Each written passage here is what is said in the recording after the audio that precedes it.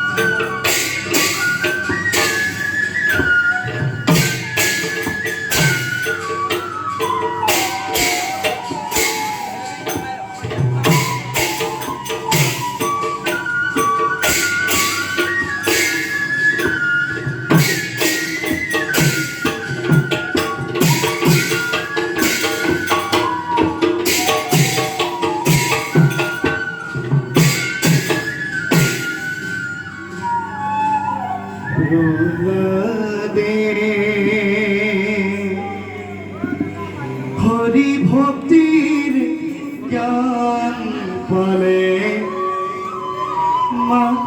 মাতৃগর্ভতে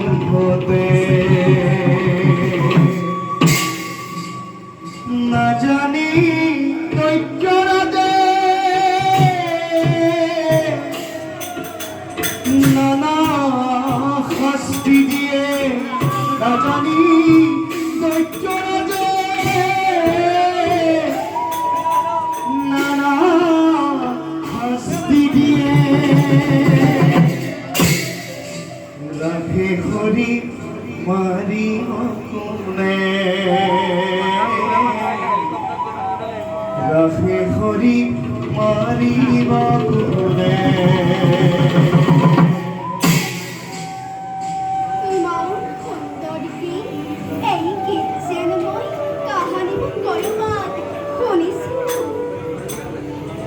প্রহ্লাদে হরি ভক্তির জ্ঞান পালে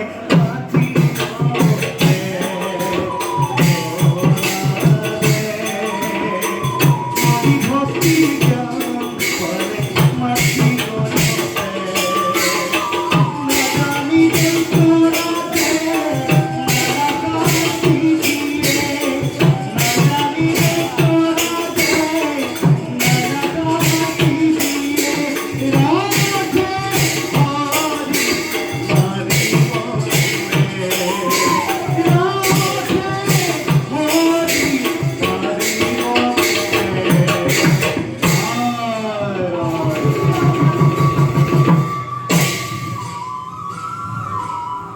তুমি সুন্দৰ পাব কিবা কিন্তু অকলে অকলে তুমি কৰিছা বিচৰণ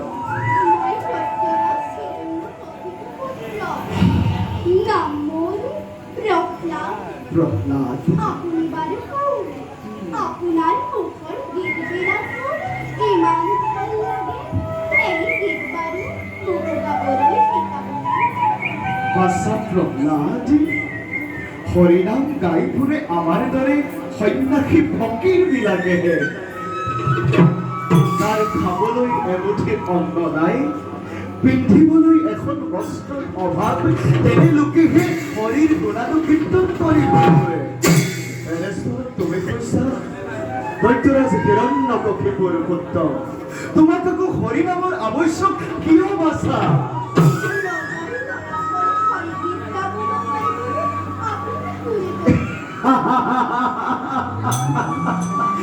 আচ্ছা প্ৰহ্লাদ, ৰজাৰ ল'ৰা হ'লে হৰিনাম গাব পাৰে সঁচা কথা, কিন্তু তোমাৰ পিতৃ হিৰণ্যকশিপুৰ চিৰ শত্ৰু হৈছে সেই শ্ৰীহৰি।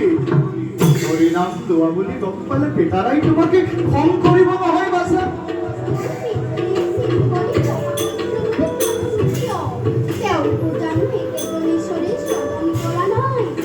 প্ৰহ্লাদ, তুমি ঠিকেই কৈছা, তেওঁকো একেজন ঈশ্বৰে শ্ৰৱণ কৰিছে, কিন্তু সেই কথাটো তোমাৰ পিতৃ বুজি নাপায় প্ৰহ্লাদ। হৰিৰ কথা শুনিলে একেবাৰে খঙতে উন্মাদ হৈ উঠিব প্ৰহ্লাদ।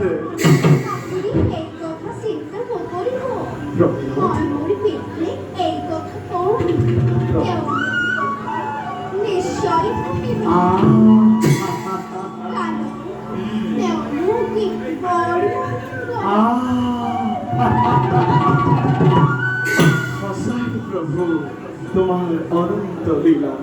প্ৰহ্লাদ, তুমি নিশ্চয় পাৰিবা। তুমি যদি চেষ্টা কৰা, হিৰণ্যকশিপুকো তুমি সলনি কৰিব পাৰিবা। বাৰু পাছা, আহা আমি দুয়ো এতিয়া সৰোবৰ তীৰলৈ যাওঁ, তাতে দুয়ো একেলগে হৰিৰ গুণানুকীৰ্তন কৰোঁ। আহা প্ৰহ্লাদ। হৰি নামে হৰি নামে হৰি নামে হাৰ হৰি নামে হৰি আছে জগত উদ্ধাৰ জগত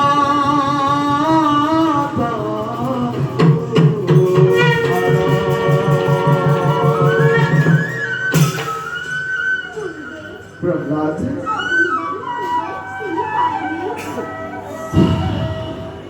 কিয় সুধিলা প্ৰহ্লাদ? মই যেতিয়া মাতৃৰ গৰ্ভত আছিলো, তেতিয়া আপোনাৰ এই ঘোৰ হিকমত আৰু বিনয় সংসাৰ শুনিছিলো। প্ৰহ্লাদ, মই হৰিনাম গাই ভাল পোৱা সত্যেকী মানুহ, গতিকে ক'ৰবাত কেনেবাকৈ শুনিবও পাৰে।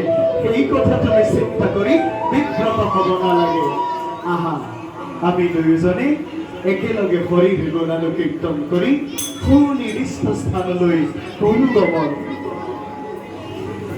হৰি নামে হৰি